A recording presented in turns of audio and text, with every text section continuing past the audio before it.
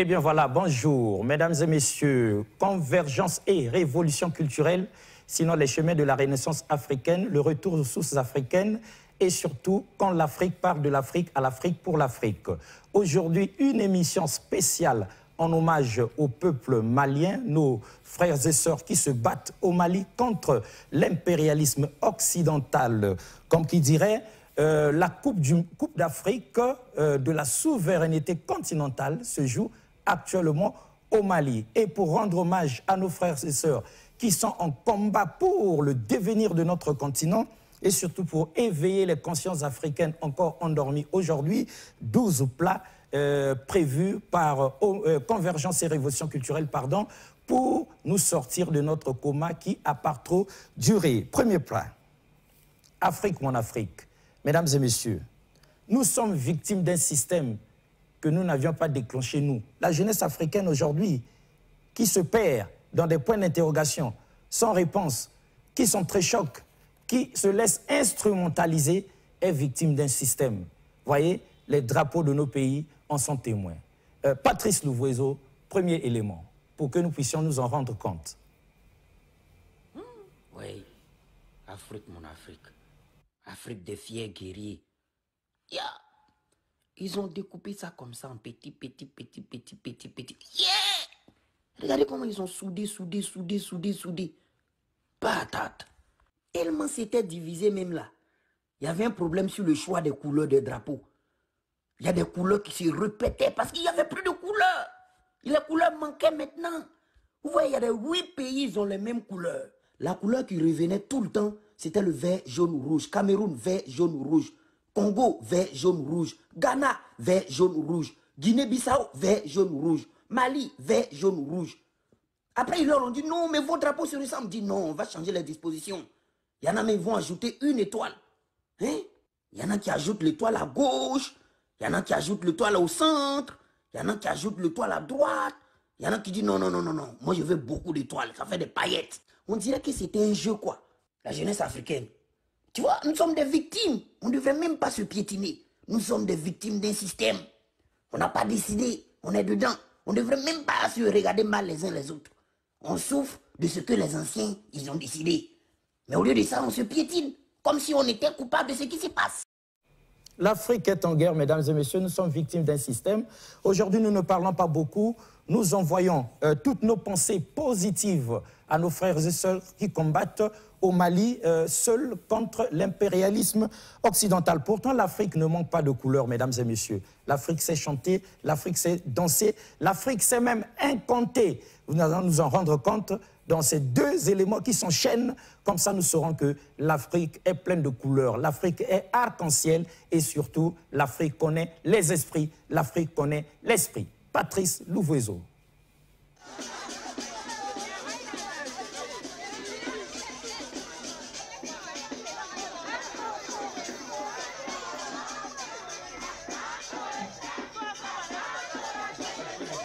Ah, déjà.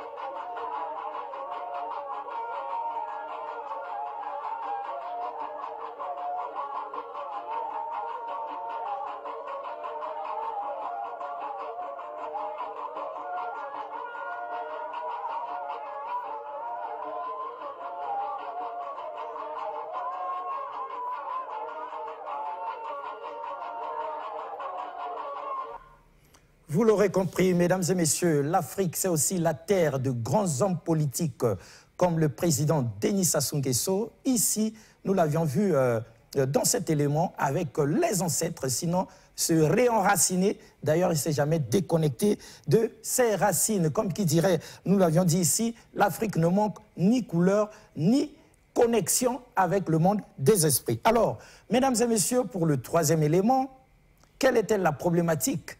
La Coupe d'Afrique de la souveraineté du continent se joue actuellement, au moment même où nous parlons, au Mali. Nos frères et sœurs sont là-bas en grand danger et en combat pour le devenir du continent contre l'Occident impérialiste. Analyse de nos confrères d'Afrique Média, ici balancée par Félicien Adopassi. Sur ce que bon nombre d'analystes justement qualifient de campagne de désinformation contre les paramilitaires russes et bien sûr Afrique Média d'ailleurs qui a été plusieurs fois indexé par certains médias occidentaux, avant de revenir également sur les relations entre le Mali, la RCA, la France et aussi la Russie. Surtout avec cette dernière sortie, on a vu du président centrafricain Faustin Archange Touadéra qui est revenu sur les relations qu'il lie bien sûr son pays avec la Russie. Il n'a pas mâché ses mots, il a bien sûr affirmé que la Russie était d'un très grand soutien pour son pays et grâce à la Russie, justement, une bonne partie avec vous, on veut rappeler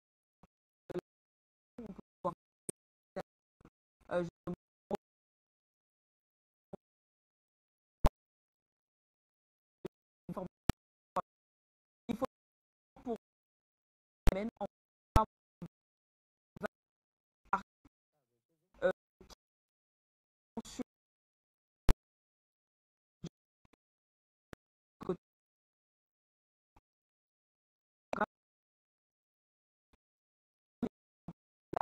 Est-ce que la France aurait peur? Mais c'est tout simplement parce que aujourd'hui, ce qui nous était vendu par le passé, par ces médias mainstream, n'est pas la réalité sur le terrain. On nous a taxé, ou alors on a taxé les forces paramilitaires, à savoir la force COA Security, parce que justement, on aime bien nous amener dans le jargon de Wagner, des mercenaires, Wagner, tout. Non, c'est COA Security. Bon. Aujourd'hui, on nous a fait savoir que c'était une société qui était reconnue dans le monde à travers un certain nombre d'exactions. Ils ont eu à commettre un certain nombre de délits un peu partout. On nous a parlé du Venezuela, de la Syrie, mais bon, je m'aimerais dire, mais est-ce que la France, est-ce qu'elle-même est sérieuse avec elle-même? Prenons un peu le cas des exactions. Ouais. Est-ce que vous vous rappelez de ce qui s'est passé en République centrafricaine avec la force Sangaris? Ils ont été accusés de viols sur mineurs et d'un certain nombre de viols sur mineurs, de viols sur femmes centrafricaines. Vous avez entendu, le rapport d'enquête avait conclu quoi? Un non-lieu. La force Sangaris, non-lieu. L'armée française du côté du Mali a eu à tirer sur un convoi lors d'un mariage. Un blessé, une dizaine de blessés graves. Jusqu'aujourd'hui, il n'a jamais eu enquête. L'armée française a eu à tirer sur le domicile du deuxième commandant en chef de la garde républicaine. quand, du vivant du président Idriss Déby. Bilan, 3 morts, côté tchadien, avec quelques blessés. On nous a parlé d'un acte involontaire. Je pense que c'était le 12 juin 2019. L'armée française également à Bamako tuait encore un père de 43 ans et ses 2 fils de 12 et 24 ans. Le rapport d'enquête a parlé d'un acte involontaire. Je peux vous citer comme ça des exemples en point fini. Alors même du côté de ceux dont on aime qualifier comme étant la première démocratie au monde, le pays des droits de l'homme, les États-Unis. Est-ce que vous savez que pendant la guerre en Afghanistan, l'armée américaine avait constitué des escadrons de la mort, je parle bien des escadrons de la mort, qui avaient pour but de tuer des civils afghans, de mutiler les corps et de les maquiller en trophées de guerre. C'est un média allemand, je pense le Der Spiegel, en mars 2019, qui a fait une sortie dessus, et la sortie a été reprise par le Rolling Stone, un média américain, comme quoi l'armée américaine était passible de crimes de guerre, de crimes contre l'humanité du côté de l'Afghanistan. Et c'est justement sur ça que venait enquêter la procureure Ben Souda. Mais vous avez vu qu'elle était interdite de ce jour aux États-Unis. D'ailleurs, on l'a affichée comme personne non grata du côté des États-Unis. Voilà donc ça la réalité. Voilà donc les gens qui veulent traiter les autres des mercenaires. Voilà donc ce qu'ils font. Et aujourd'hui, on nous parle de la Russie sous prétexte que c'est une armée, ce sont des mercenaires qui doivent... Mais écoutez, s'ils sont des mercenaires, ils viennent quand même apporter la paix et la sécurité à un pays qui souffre depuis pratiquement une dizaine d'années. Prenons le cas de la RCA. Et c'est là où parfois la communauté internationale, ou alors ce que j'appelle souvent l'hypocrisie de la communauté internationale, elle est hideuse. Parce que, on va vous dire par exemple, du côté du Mali comme du côté de la République centrafricaine, que non, ça ne sert à rien de faire appel à ces sociétés de mercenaires. Il faut dialoguer entre vous, il faut signer des accords, mais avant que les Russes ou alors les paramilitaires russes n'arrivent du côté de la République centrafricaine, le gouvernement de Bangui ne contrôlait qu'à peine 20% du territoire. Ouais. Ça, c'est une vérité. Mais est-ce qu'il n'y a pas eu d'accord par le passé? Il y a eu des accords. On a eu les accords de Khartoum. Mais est-ce que cela a ramené la paix et la sécurité à la République centrafricaine? Je ne pense pas. On a eu même des accords entre le gouvernement de Baki et les rebelles de la CPC, contrôlés par le général Bozizé, qui lui-même, et il a dit à Mondovision, agissait sur les ordres de l'ambassade de France en République centrafricaine. Mais est-ce que cela a ramené la paix et la sécurité à la République centrafricaine? Oh que non. Par contre, depuis l'arrivée des Russes, alors où je vous parle, le gouvernement de Bangui contrôle environ 90% du territoire centrafricain. Ce sont des faits. Donc aujourd'hui, on ne peut pas laisser les faits pour continuer à parler des trucs qui n'ont pas de sens. Quand on sort de la République centrafricaine, allons du côté du Mali. Au Mali, vous avez l'armée française qui est depuis pratiquement 2013 avec la force Barkhane. On est à pratiquement combien d'années? 8 ans. En 8 ans, quel est le résultat? Nul, plus que nul, archi nul, néant. C'est-à-dire, c'est le sombre. Pourquoi? Parce que depuis l'arrivée de la France au Mali, les rebelles n'ont fait que prendre une partie. C'est-à-dire, chaque jour, ils ne font qu'émietter le territoire malien. C'est-à-dire, aujourd'hui, pratiquement tout le nord du Mali, depuis Kidal d'ailleurs, qui est administré par la France. C'est-à-dire que voilà un pays qui vient administrer un territoire africain sur le sol africain. Depuis Kidal à Montagne, Tombouctou et autres, ce sont les rebelles. C'est les gars, c'est la CMA, la coordination des mouvements de l'Azawad. Pourtant, la France y est depuis 2013. Et Manuel Asike, tenez-vous tranquille, la France y est depuis 2013. L'engagement français de ce côté-là, pour ceux qui ne le savent pas, je pense que c'était le 25 octobre 2019, lorsque la commission parlementaire, précisément la commission de défense, en interrogeant le général Lecointre justement sur le coût de l'engagement militaire français et de ses alliés au Mali et dans la bande sahélo-saharienne, faisait savoir que cela était un coût de 911 millions d'euros. 911 millions d'euros. Je le dis et je vais prendre des exemples pour que vous compreniez la duplicité de la France dans ce qui se passe au Mali. Or, la France, dans le même schéma, parce que la France également a été engagée en Afghanistan et au Mali, l'engagement de la France en Afghanistan, selon le ministère des Armées françaises, aurait coûté 493 millions d'euros.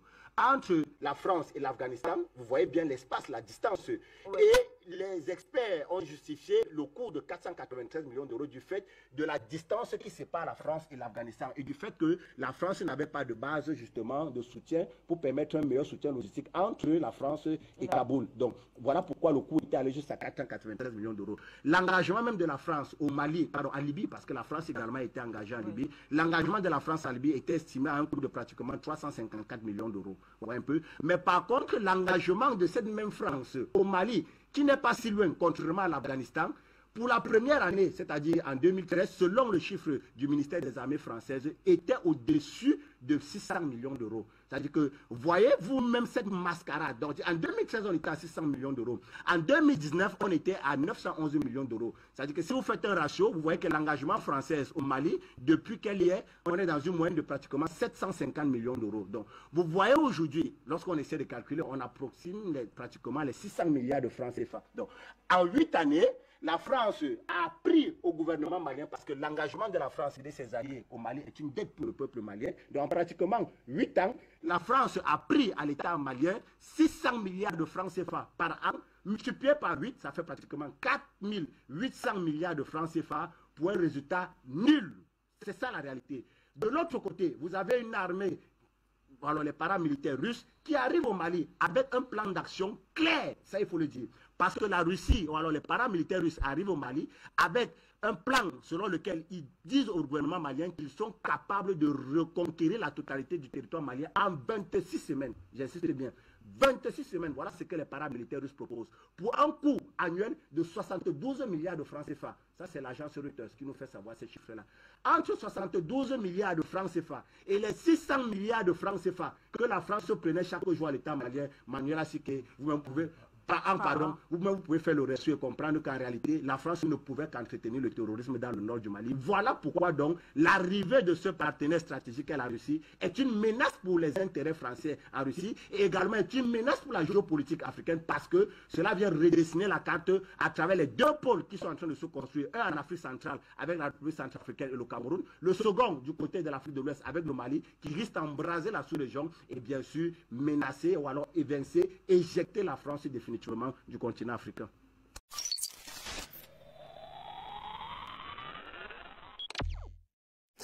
Eh bien, mesdames et messieurs, qu'on ne nous accuse pas de sentiments anti-français. En tout cas, nous aimons les Français, mais nous n'aimons pas la politique impérialiste de l'État français. La Coupe d'Afrique de la souveraineté continentale, qu'on ne vous y trompe pas, se joue actuellement en ce moment même au Mali et que donc la Coupe des Nations, la Coupe d'Afrique des Nations de football, qu'elle ne nous embrouille pas et qu'elle n'occulte pas la vérité qui se joue sur le terrain des armes pour le devenir du continent. Alors cela dit, mesdames et messieurs, que la CEDEAO n'accepte pas le diktat de l'Occident impérialiste, de cette France qui n'arrive pas décidément à tourner la page de son passé colonial. Cela est donc le soutien de l'avocat défenseur de l'Afrique aujourd'hui au peuple malien qui se bat.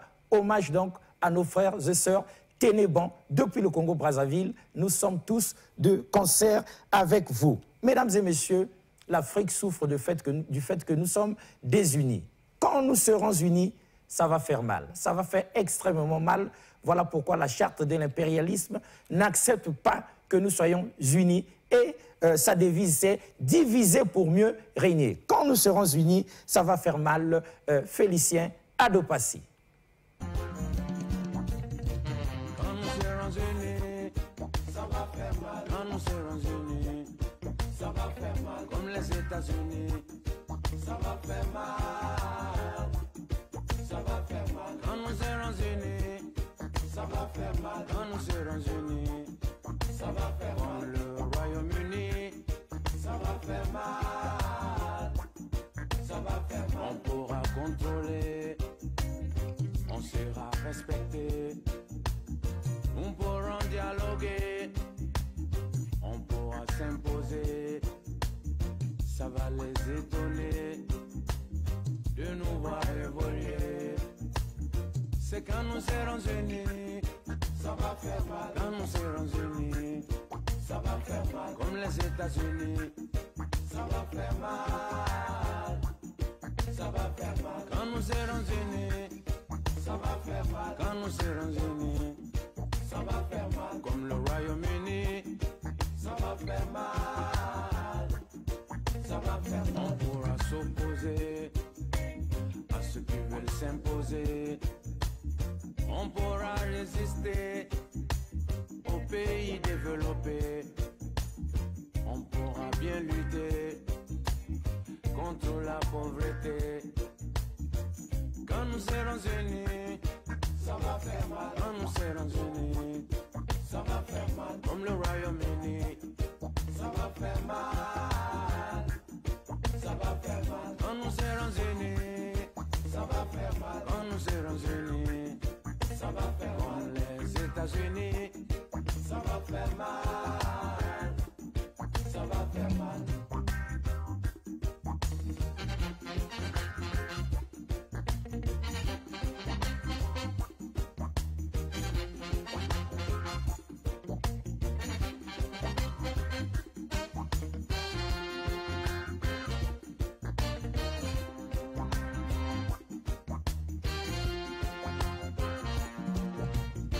Faisons donc attention à toutes ces oppressions. Évitons la sanction et toutes les exactions. Faut que nous nous rassemblions, car c'est l'unique solution. Attention, attention à toutes ces divisions. Et surtout évitons d'être l'air mouton. Quand nous serons unis, ça va faire mal. Quand nous serons unis, ça va faire mal. Comme le Royaume-Uni, ça va faire mal. Ça va faire mal. Quand nous serons unis, ça va faire mal. Quand nous serons unis, ça va faire mal. Comme les États-Unis, ça va faire mal. Ça va faire mal. Quand nous serons unis, ça va faire mal. Quand nous serons unis, ça va faire mal. Comme les États-Unis. Et voilà, mesdames et messieurs, ce n'est pas que le problème du Mali. Une brindille prise seule n'a pas de force et ne peut rien faire, ne peut pas balayer la cour. Mais des brindilles assemblées, ça forme un balai et on ne peut pas les briser. Quand nous serons unis, ça va faire mal et nos adversaires le savent. Quand nous serons unis comme les États-Unis, comme le Royaume-Uni, en tout cas, nous deviendrons la première puissance mondiale. Nous allons rivaliser avec tous ces pays développés et sinon les dépasser. Alors, mesdames et messieurs, c'est l'occasion pour nous de nous poser la question aujourd'hui. Mais qui sommes-nous pour être désunis comme ça, pour accepter qu'on nous marginalise? D'où venons-nous? Sommes-nous maudits? Dieu nous connaît ou pas? On fait encore appel à Vévé Verkis qui avait chanté pour nous Aye Nakomitu Naka, comme pour poser la question à Dieu lui-même. Mais c'est quoi cette situation-là où Dieu est blanc, Jésus est blanc, les anges sont blancs, les prophètes sont blancs, mais le diable, lui, est noir? C'est quoi ce cinéma-là? C'est peut-être du fait qu'on nous a enfoncé ça dans la tête qu'aujourd'hui, nous n'arrivons pas à nous aimer, nous n'arrivons pas à nous unir. Nous pensons que le problème du Mali est le problème du Mali, alors que c'est le problème de tout un continent. C'est l'avenir, le devenir, le futur même de l'Afrique qui se dessine actuellement. Comme le stipule la pensée du jour, la Coupe d'Afrique de la souveraineté du continent se joue en ce moment même au Mali. Félicien Adopassi, Aye Nakomitu Naka, rendu comme ça là par la fille même du grand artiste Vévé Verkis.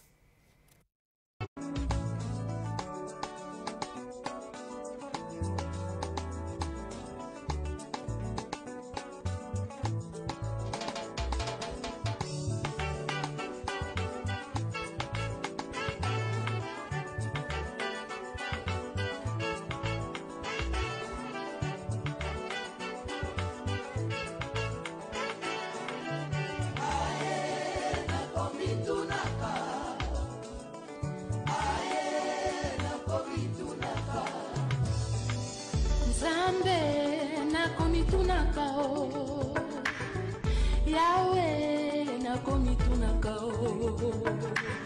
osomwindo eutande wapio osomwindo eutande wapio koko na biso ya kala ye nani ye Yesu mwana nzambe yende mondele Adamu na Eva bangonde mindele Santo nyoso bangonde mindele bona nini yo na mitunaka Nzambe na komitunaka Yawe nakomi tunaka o Babukwa Nzambe tomonaka boye Basantu nyonso foto semindele Banjelu nyonso bango semindele Soki zabulu foto moto moindo Injustice utande wapio na mama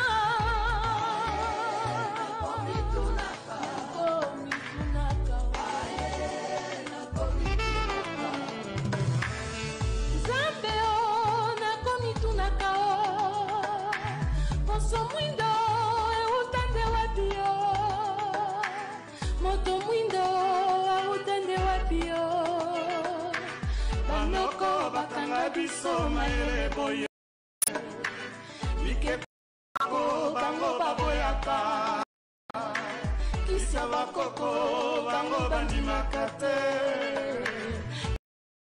Nzambe biso tomonaka Tokosambela chapele na maboko Tokosambela bitondi ndako Kasi bikeko yango Eh bien voilà, retour sur ce plateau avec les caprices de la technique, mais nous avons eu idée de ces grandes interrogations. Et aujourd'hui, nous nous posons la question aussi, et si Dieu était noir? Adopassi Félicien, sinon Mourapenda dans les machines, et si Dieu lui-même était noir? Et si nous les Bantous étions des Hébreux, le peuple d'Israël? Et s'il y en a qui ont interprété la Bible pour leurs propres intérêts, égoïstes, afin de nous enfoncer dans l'obscurantisme, dans l'obscurité, dans les ténèbres de l'ignorance. Quand est-ce que nous allons retrouver notre mémoire historique, la mémoire du peuple noir, la mémoire historique du peuple bantou? Est-ce que les hommes en soutane venus chez nous avaient été sincères avec nous, comme recommandé par la Bible, parole de Dieu qui nous avait apporté? On dirait qu'il nous faut désormais, Félicien Adopassi, lire la Bible avec des yeux décolonisés, comme nous le recommandent le docteur Dieudonné Aké de Côte d'Ivoire et le docteur King Fortuné du Congo-Brazzaville. Félicien Adopassi, 6e plat du jour. Ce n'est pas le vrai peuple de Dieu, c'est que le vrai peuple de Dieu viendra un jour nous déloger. Donc nous devons chercher à retourner d'où on vient. La problématique de la croyance, voire celle de la foi, la véritable, se pose. Une épistémologie d'une nouvelle théologie africaine sur l'interpellation de l'origine du peuple de Dieu, les Hébreux. Une certaine étude démontre avec preuve à l'appui que la Bible que nous lisons du moins, dans son interprétation, serait erronée. À ceux qui nous écoutent sur Vision 4, je vois que nous devons relire la Bible avec des yeux décolonisés. Parce que la Bible n'est pas le problème. C'est les interprètes de la Bible qui sont un problème. La Bible dit la vérité, mais ceux qui l'ont interprété pour leur intérêt. Vérité en deçà des Pyrénées ou pas, les promoteurs se disent investis d'une noble mission, celle de reprogrammer les idées préconçues. Ça n'a rien à voir avec le racisme, c'est la vérité. Depuis l'Égypte antique, c'est montré, c'est prouvé, même les pharaons étaient le reflet de Dieu sur terre. La vérité, elle est universelle, elle ne change pas. Donc Dieu est noir. Des assises dotées d'une grande symbolique prophétique. Dieu est en train d'accomplir cette prophétie. Pourquoi a-t-il choisi Yaoundé? C'est parce qu'effectivement c'est Judas qui tiendra le sceptre. C'est une fois seulement que le peuple se repentira, c'est en ce moment-là que la gloire que nous avions perdue, la mémoire que nous avions perdue, va revenir et en ce moment-là nous allons régner de nouveau. Le fil d'Ariane s'implante tout doucement au sein d'une certaine classe. Je pense que c'était à dessein, parce que derrière cette religion, il y avait un agenda caché que le colon avait dans son programme. Aujourd'hui, selon, n'est-ce pas, le temps prophétique que Dieu avait établi, alors c'est la saison de l'Afrique pour sortir, n'est-ce pas, de son aliénation, pour que sa mémoire soit restaurée afin qu'elle intègre ses valeurs qui sont, n'est-ce pas, les siennes. Dieu serait-il effectivement noir? Postulat troublant, de réfutation, de complexe. Mais devant la vérité, quelle qu'elle soit, ne devrait-on pas s'interroger aussi? Et si la doctrine reçue était fausse, et que les Africains noirs étaient les véritables fils d'Israël, les vrais Hébreux? Eh bien voilà, pourquoi Dieu ne serait-il pas noir? Entre nous soit dit. Pourquoi Jésus ne serait pas noir? Qu'on vienne nous faire la démonstration biblique sur ce plateau même de convergence et révolution culturelle que Jésus est blanc. C'est ça aussi, mesdames et messieurs, la saison de l'Afrique. L'heure de l'Afrique a sonné et personne, de quelque manière que ce soit, pas l'Occident impérialiste, moins encore la France impérialiste, ne peut arrêter le train de l'Afrique. L'heure du réveil a sonné. Mesdames et messieurs, la colonisation. Est-ce que le français moyen, le français dit moyen, on sait même la barbarie? C'est la barbarie que ça impliquait. Aujourd'hui, lorsque nous créons un scandale, il y en a qui s'étonnent. Or, ce n'était pas quelque chose de catholique.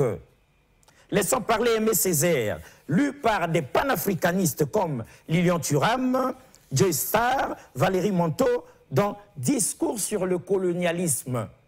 Qui mieux que Aimé Césaire peut avoir des mots pour dire les choses? La colonisation, mesdames et messieurs, travaille à déciviliser le colonisateur, pas l'Africain victime. Mais le colonisateur lui-même est décivilisé par ses actes criminels. Ça se voit aujourd'hui au Mali, où se joue la Coupe d'Afrique de la souveraineté continentale en ce moment même. C'est l'ensauvagement du continent européen qui est en cours, l'ensauvagement du continent européen, pardon, qui est en cours, dixit Aimé Césaire. Adopassi, 7e élément. La colonisation, par exemple, est-ce que le français dit moyen, c'est vraiment la barbarie que ça impliquait?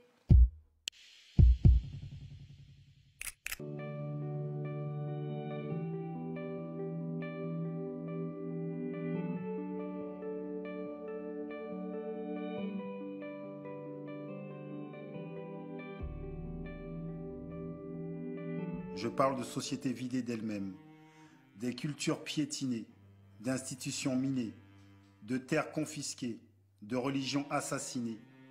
Je parle de ceux qui, à l'heure où j'écris, sont en train de creuser à la main le port d'Abidjan. Je parle de millions d'hommes arrachés à leur Dieu, à leur terre, à leur habitude, à leur vie, à la vie, à la danse, à la sagesse. Quand nous voulons nous assimiler, nous intégrer, vous nous rejetez, vous nous repoussez. Quand les populations coloniales veulent se libérer, vous les mitraillez. Il faudrait d'abord étudier comment la colonisation travaille à déciviliser le colonisateur, à l'abrutir, au sens propre du mot, à le dégrader, à le réveiller aux instincts enfouis, à la convoitise, à la violence, à la haine raciale, au relativisme moral, et montrer que chaque fois qu'il y a au Vietnam une tête coupée et un œil crevé, et qu'en France on accepte, une fillette violée et qu'en France on accepte, un malgache supplicié et qu'en France on accepte, il y a un acquis de la civilisation qui pèse de son poids mort, une régression universelle qui s'opère, une gangrène qui s'installe, un foyer d'infection qui s'étend et qu'au bout de tous ces traités violés, de tous ces mensonges propagés, de toutes ces expéditions punitives tolérées, de tous ces prisonniers ficelés et interrogés, de tous ces patriotes torturés, au bout de cet orgueil racial encouragé, de cette jactance étalée, il y a le poison instillé dans les veines de l'Europe et le progrès lent, mais sûr, de l'ensauvagement du continent. Donc on n'est pas dans la victimisation, on est dans le miroir tendu. Regardez ce que vous avez produit, regardez ce que c'est cette Europe qui colonise. Il dit la colonisation a non seulement évidemment abîmé les colonies, mais ça il le mentionne à peine, il dit ça a ensauvagé l'Europe. C'est vous qui vous êtes abîmés, vous avez détruit votre propre humanisme, vous avez détruit votre propre civilisation. 90 000 morts de Madagascar, Sétif en Algérie, l'invasion des pays ouest africains, les massacres de masse, qui pour la plupart n'ont toujours pas été reconnus aujourd'hui. Oui, quand il décrit ça, je me sentais très proche de ce qu'il raconte. Et la sonnette d'alarme que tire Aimé Césaire ou Suzanne Césaire, je pense qu'elle retentit encore aujourd'hui. Parce que finalement, la question de l'oppression, évidemment, elle n'est absolument pas réglée. Que quand on regarde ce qui s'est passé très récemment en Libye, que des hommes ont pu faire des ventes aux enchères pour vendre des hommes au motif qu'ils étaient noirs, comme des esclaves. Donc cette sonnette d'alarme qu'ils ont tirée, je pense qu'elle nous concerne.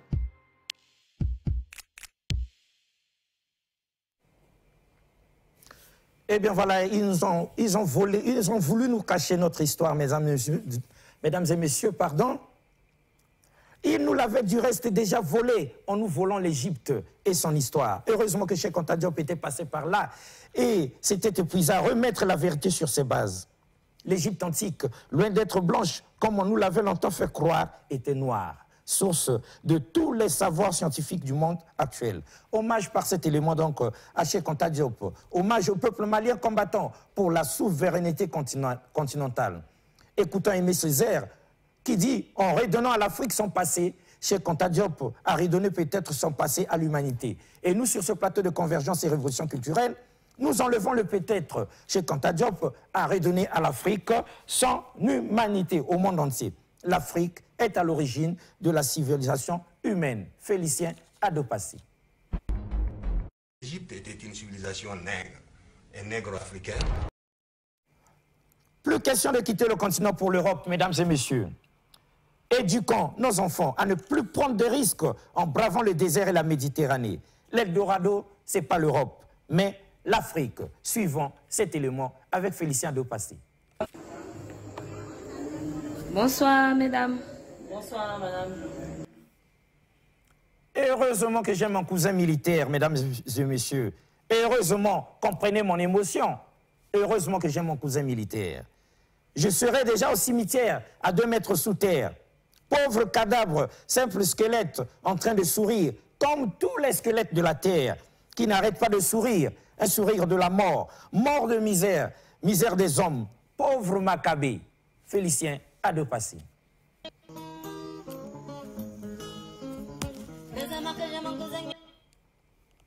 Mon cousin militaire, quand il touche son salaire, il me donne de l'argent pour acheter de la bière. L'Afrique souffre trop. Sans le cousin militaire, nous ne serions plus là. On clôture donc avec ce poids lourd des chefs d'État africains panafricanistes, le président Laurent Gbagbo, lors du congrès constitutif de son parti panafricain. Mesdames et messieurs, l'Afrique doit s'unir ou périr, comme dit par le président Kwame Nkrumah. Nos chefs d'État ne sont en réalité rien devant les chefs d'État des autres. Alors, si nous n'entendons pas le professeur Théophile Obenga, qui dit que l'avenir du continent n'est que dans les États-Unis d'Afrique, pauvre de nous. Félicien Adopassi. Je suis allé en visite officielle. C'était donc là l'émission spéciale Comprendre le monde, comprendre l'Afrique, la colonisation, 7e partie, en hommage donc au peuple malien qui se bat en ce moment même pour réveiller les consciences africaines encore endormies, comme qui dirait, ne nous contentons pas de la Coupe d'Afrique de football de la CAN, mais la Coupe d'Afrique de la souveraineté continentale se joue au Mali. C'était donc avec plaisir l'observateur, sinon l'avocat défenseur de l'Afrique. Au revoir et à la prochaine. Merci beaucoup une fois de plus.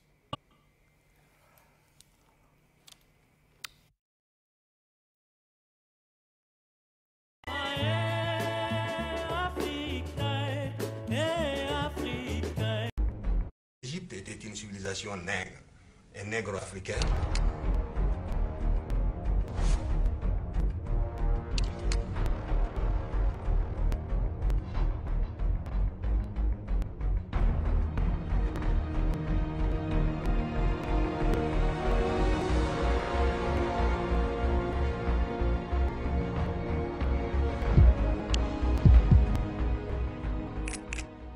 Historiens, ils ont toujours considéré l'Égypte, si vous voulez, comme une sorte de fait à part en Afrique. On oubliait même que l'Égypte est une nation africaine. En redonnant à l'Afrique son passé, il a redonné peut-être son passé à l'humanité.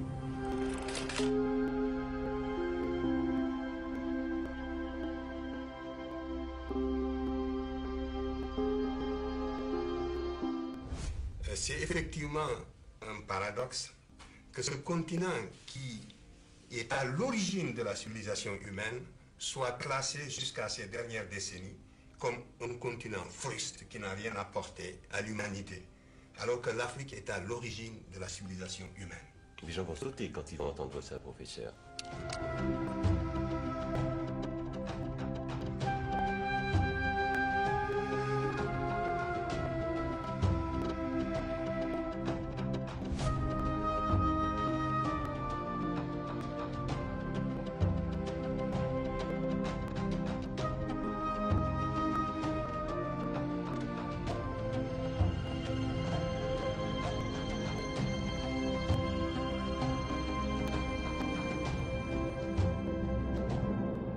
C'est l'Égypte qui est à l'origine de la science, de la médecine, de l'astronomie et de tout le savoir dans l'Antiquité. Et les Grecs sont venus puiser dans le savoir égyptien à partir du 6e siècle. En moins 525, Cambyse détruit, si vous voulez, la souveraineté égyptienne. Les Perses s'installent. Après eux, les Grecs, vers moins 332, vont s'installer. Et puis après eux, c'est l'époque hellénistique. Et après eux, les Romains. Le noir a connu une période de domination. Il a dominé le monde, c'est en fait certain, jusqu'à moins 525.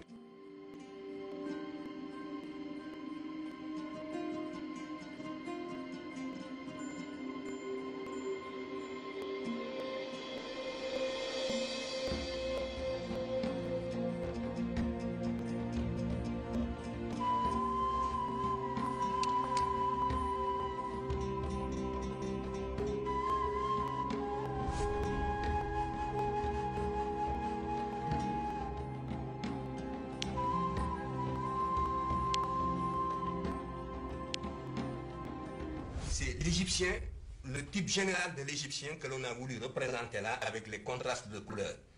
Tout de suite après, c'est l'indo-européen, donc le spécimen qui représente toutes les races leucodermes, qui étaient donc à cette époque-là réfractaires à la civilisation.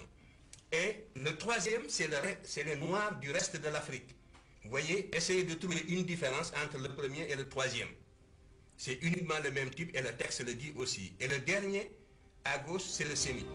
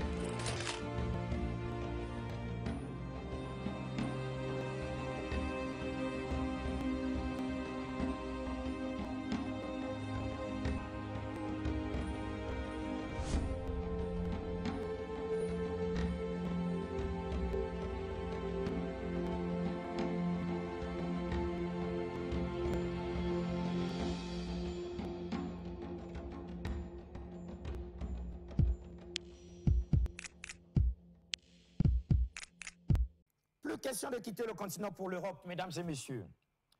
Éduquons nos enfants à ne plus prendre de risques en bravant le désert et la Méditerranée. L'Eldorado, ce n'est pas l'Europe, mais l'Afrique. Suivons cet élément avec Félicien Dopassi. Bonsoir, mesdames. Bonsoir, madame. C'est juste un micro-trottoir. Un micro-trottoir là. Oui, parce que le problème est sérieux. Ok, on vous écoute. J'ai appris que vous êtes parti en Europe, vous êtes revenu. Il faut bien mettre la main aussi. Donc je veux savoir qu'est-ce qui n'a pas marché, vous êtes revenu. Mais le baroulé te dit ça et allez, c'est un beau souhait. Quand il parle, il y a libéré. Je ne conseille même pas une fille ou bien un garçon en Afrique d'aller se chercher en Europe. En tout cas, parce que les gens nous vendent du rêve. Si vous me voyez aujourd'hui dans cette situation-là, vraiment, j'ai les larmes aux yeux. Mais je ne vais pas pleurer cette fois-ci. Parce que ce qu'ils m'ont dit ici, et puis ils ont pris mon argent, mais 2 300 000. J'ai vendu mon magasin, et puis je suis parti, s'il était resté même là. Aujourd'hui, même peut-être même il était bien. Je suis parti, on m'a blagué pour traverser des ailes même d'abord. On a fait 7 jours dans une chambre, avant de pouvoir nous faire traverser le désert. J'ai dit un pot comme ça, de 4 litres là, vous êtes 3 dessus. À Boissy pour toi est fini. On était sur 15 personnes à traverser le désert. C'est seulement 12. Arrivant en Libye, on a pensé que là-bas on était sauvés. Mais ma chérie, je suis revenue avec quoi? Non seulement j'ai le VIH aujourd'hui, et puis j'ai une grossesse non désirée. Parce que c'était de la prostitution en outrance. Et puis si c'était les garçons seulement qui me couchaient, ça n'allait pas me faire mal. Là-bas, ils m'ont rendu lesbienne aussi. Femme vient, elle va te laver. Chien vient, il va te laver. Aujourd'hui, je ne pleure pas. Mais c'est pour dire à nos petites soeurs, à nos petits frères, à toute l'Afrique, que ces gens qui nous disent là, ils nous vendent du rêve. C'est du mensonge. La Méditerranée, les gens meurent chaque minute, chaque heure. Pardonnez, restez ici. On peut investir. Aujourd'hui, quand je revenais, j'avais honte. Parce que le plus dur, c'est de revenir. Mais j'ai vu l'enfer. Parce que c'était vraiment... Oh, c'était douloureux. C'était douloureux. J'ai laissé tout derrière moi. Je suis partie. Aujourd'hui, je reviens, je reprends à zéro. Tout le quartier se moque de moi. Mais seul Dieu est grand.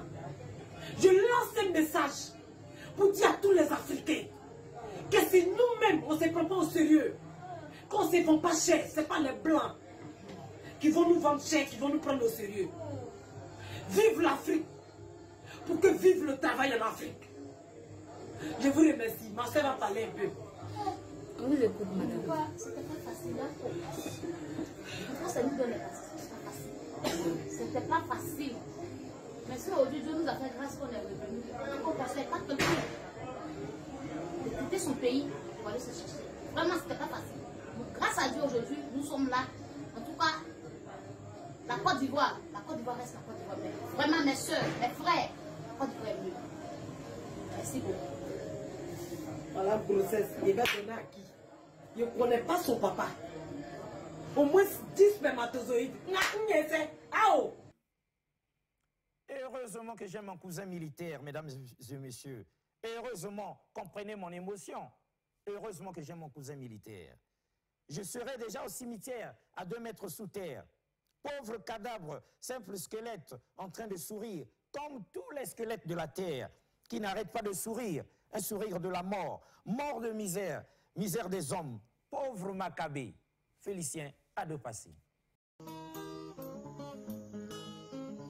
Heureusement que j'ai mon cousin militaire, heureusement que j'ai mon cousin militaire, oh. Je serai déjà au cimetière, à 2 mètres sur terre. Pauvre cadavre, simple squelette, en train de sourire, comme tous les squelettes de la terre, qui n'arrêtent pas de sourire, à sourire de la mort, mort de misère, misère des hommes, pauvre Maccabée. On m'appelle Madame Galère, on m'appelle enfant misère, des vies dans un quartier populaire, et nous sommes de vrais prolétaires. Insuffisance alimentaire, vestimentaire, monétaire, nous sommes de vrais prolétaires et nous sommes majoritaires sur cette terre de misère. Heureusement que j'ai mon cousin militaire, quand s'il touche son salaire, me donne mon argent de bière et moi j'enfonce chez ma rombière. Heureusement que j'ai mon cousin militaire, quand il s'en va en guerre, là-bas vers la frontière, moi j'ai fait des prières, moi j'ai fait des paternostères. Une mauvaise guerre, une guerre frontalière, une guerre incendiaire, une guerre meurtrière, une guerre suicidaire. Heureusement c'est un vaillant militaire, quand il revient de guerre, me garde de pommes de terre, de ou de pain à cire, et la sardine à l'huile, quelques kilos de riz, c'est ça que je me nourris. Heureusement que j'ai mon cousin militaire. J'ai pourtant fait pour élémentaire, je sais lire, je sais compter. A, B, C, D, 1, 2, 3, 4. Je peux même pas réciter le corbeau et le renard. Mais où est donc Ormicar? Je maîtrise même la grammaire. Et je caille, je joue, Pascal, Fernand, fait quelque chose pour moi, mes frères. Je veux pas mourir dans la misère, je veux pas finir dans la galère. Heureusement que j'ai mon cousin militaire. Allô, aïe, Mon cousin militaire, quand il touche son salaire, il me donne de l'argent pour acheter de la bière. L'Afrique souffre trop. Sans le cousin militaire, nous ne serions plus là. On clôture donc avec ce poids lourd des chefs d'État africains panafricanistes, le président Laurent Gbagbo, lors du congrès constitutif de son parti panafricain. Mesdames et messieurs, l'Afrique doit s'unir ou périr, comme dit par le président Kwame Nkrumah. Nos chefs d'État ne sont en réalité rien devant les chefs d'État des autres. Alors, si nous n'entendons pas le professeur Théophile Obenga, qui dit que l'avenir du continent n'est que dans les États-Unis d'Afrique, pauvre de nous. Félicien Adopassi. Je suis allé en visite officielle en Chine. J'étais arrêté à côté du président chinois et puis on jouait l'hymne national de Côte d'Ivoire et après l'hymne national chinois. Mais quelles étaient mes pensées en ce moment-là? J'ai dit, on me blague. Parce que, apparemment, nous sommes deux chefs d'État égaux. Mais c'est en apparence. Apparemment, nous avons deux drapeaux, deux hymnes, deux délégations. Nous discutons. Mais je ne suis rien par rapport à lui.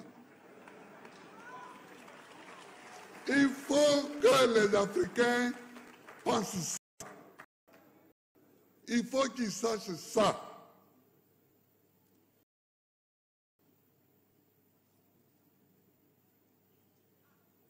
Il faut qu'ils sachent ça. Quand tu vas à l'Élysée et que tu montes, le président descend les escaliers pour venir t'accueillir. Et que tu montes, puis la garde est là, à droite, et tu la salues, tu te prends pour un grand. Tu te prends pour un grand. Mais est-ce que celui qui t'accueille te prend pour un grand?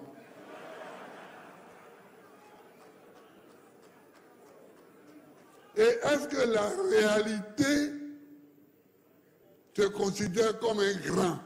La réalité des faits et la réalité politique. C'est ça.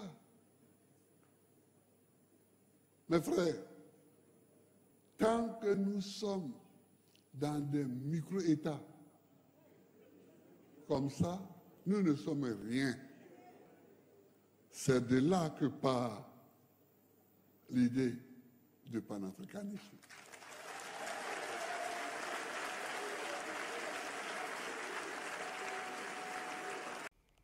Mon cousin militaire, quand il touche son salaire, il me donne de l'argent pour acheter de la bière. L'Afrique souffre trop. Sans le cousin militaire, nous ne serions plus là.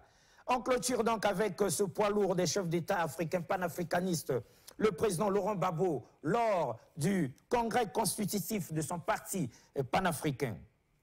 Mesdames et messieurs, l'Afrique doit s'unir ou périr, comme dit par le président Kwame Nkrumah. Nos chefs d'État ne sont en réalité rien devant les chefs d'État des autres. Alors, si nous n'entendons pas le professeur Théophile Obenga, qui dit que l'avenir du continent n'est que dans les États-Unis d'Afrique, pauvre de nous. Félicien Adopassi. Je suis allé en visite officielle. C'était donc là l'émission spéciale Comprendre le monde, comprendre l'Afrique, la colonisation, 7e partie, en hommage donc au peuple malien qui se bat en ce moment même pour réveiller les consciences africaines encore endormies, comme qui dirait, ne nous contentons pas de la Coupe d'Afrique de football de la CAN, mais la Coupe d'Afrique de la souveraineté continentale se joue au Mali. C'était donc avec plaisir l'observateur, sinon l'avocat défenseur de l'Afrique. Au revoir et à la prochaine. Merci beaucoup une fois de plus.